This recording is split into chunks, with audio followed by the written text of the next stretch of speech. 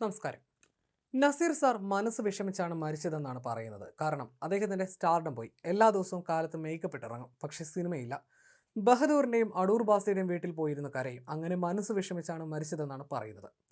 സിനിമയുടെ അസ്ഥിര സ്വഭാവത്തെക്കുറിച്ച് സംസാരിക്കവേ നടൻ ടിനി ടോം ഇങ്ങനെ പറഞ്ഞത് വലിയ വിവാദമായി.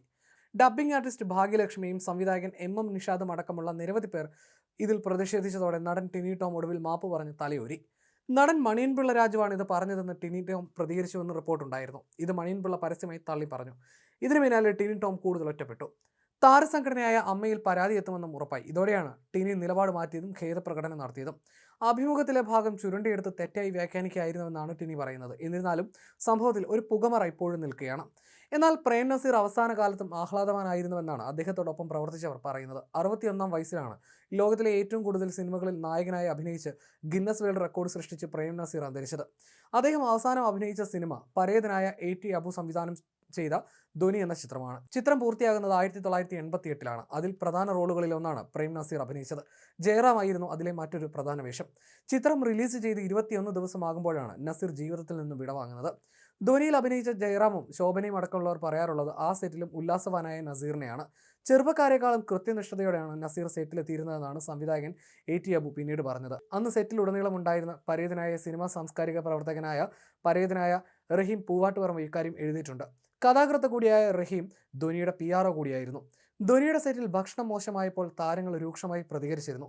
തിലകനെ പോലുള്ളവർ പരസ്യമായി ഭക്ഷണം കൊണ്ടുവന്നയാളെ വഴക്ക് പറഞ്ഞു. അപ്പോഴും ഒരു പരാതിയുമില്ലാതിരുന്നത് നസീർ സാറിന് മാത്രമായിരുന്നുവെന്ന് റഹീം പറഞ്ഞിട്ടുണ്ട്. മാത്രമല്ല, തൻ്റെ സ്വതസിദ്ധമായ ചിരി കൊണ്ട് അദ്ദേഹം എല്ലാവരുടെ വിഷമങ്ങളെ മായ്ച്ചു കളയുകയും ചെയ്യും. തികച്ചും സന്തോഷവാനായിരുന്നു പ്രേം നസീർ എന്നും റഹീം അനുസ്മരിച്ചിരുന്നു. കടുത്ത പ്രമേഹ രോഗമായിരുന്നു അദ്ദേഹത്തെ അലട്ടിയിരുന്ന ഏക പ്രശ്നം.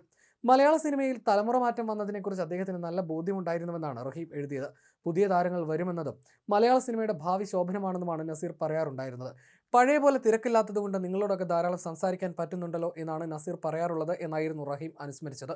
25-ാം വയസ്സിൽ ധ്വനി സിനിമയുമായി ബന്ധപ്പെട്ട് പ്രവർത്തിക്കുന്ന സമയത്താണ് ഹിന്ദുമത വിശ്വാസിയായ റീനയെ റഹീം വിവാഹം ചെയ്തത്. ഏറെ കോളുകൾക്കും ഉണ്ടാക്കിയ സംഭവമായിരുന്നു അത്. കല്യാണക്കാര്യം പറഞ്ഞപ്പോൾ പ്രേം നസീർ പറഞ്ഞത് അനിയ സൂക്ഷിക്കണം, വിവാദത്തിലേക്കാണ് എടുത്തു ചാടുന്നതെന്നായിരുന്നു.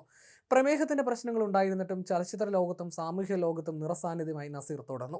അൾസർ ബാധിച്ചതിനെ തുടർന്ന് ചെന്നൈയിലെ ആശുപത്രിയിൽ ചികിത്സയിലായിരിക്കുകയാണ് അദ്ദേഹത്തിന്റെ മരണം. അൾസർ മാറിയെങ്കിലും 5-ാം പനി ബാധിച്ചതായിരുന്നു പ്രശ്നം. അദ്ദേഹത്തെ കാണാൻ വന്ന ഒരു രോഗിയിൽ നിന്നാണ് ഈ രോഗം കിട്ടിയതെന്നാണ് കരുതപ്പെടുന്നത്. 1989 ജനുവരി 16-നാണ് അദ്ദേഹം അന്തരിച്ചത്. മമ്മൂട്ടിയും മോഹൻലാലും അടക്കമുള്ളവർ ചേർന്ന് ചുമന്നാണ് നസീറിന്റെ മൃതദേഹം കൊണ്ടുവന്നത്.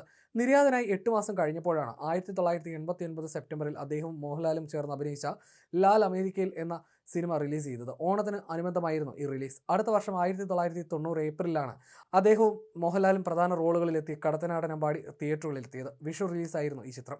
അതായത് മരണശേഷം അദ്ദേഹം അഭിനയിച്ച സിനിമകൾ റിലീസ് ചെയ്തുകൊണ്ടിരുന്നു. അതായത് സിനിമയില്ലാത്ത ബുദ്ധിമുട്ട് അദ്ദേഹത്തിന് ഉണ്ടായിരുന്നില്ല എന്നാണ് ഇത് വ്യക്തമാക്കുന്നത്. മലയാള സിനിമയിൽ പ്രേം നസീറിന്റെ ആദ്യ ചിത്രം പുറത്തിറങ്ങുന്നത് 1952-ലാണ്. അദ്ദേഹത്തിന്റെ മരണം വരെയുള്ള 4 പതിറ്റാണ്ടോളം നീണ്ട കാലത്തിനിടയിൽ 1987-ൽ മാത്രമാണ് അദ്ദേഹത്തിന്റെ ചിത്രങ്ങളൊന്നും റിലീസ് ചെയ്തതായി കാണാൻ സാധിക്കാത്തത്. ഒരു ദിവസം 4 ഷിഫ്റ്റുകളിലായി വരെ അദ്ദേഹം അഭിനയിച്ച കാലമുണ്ട്.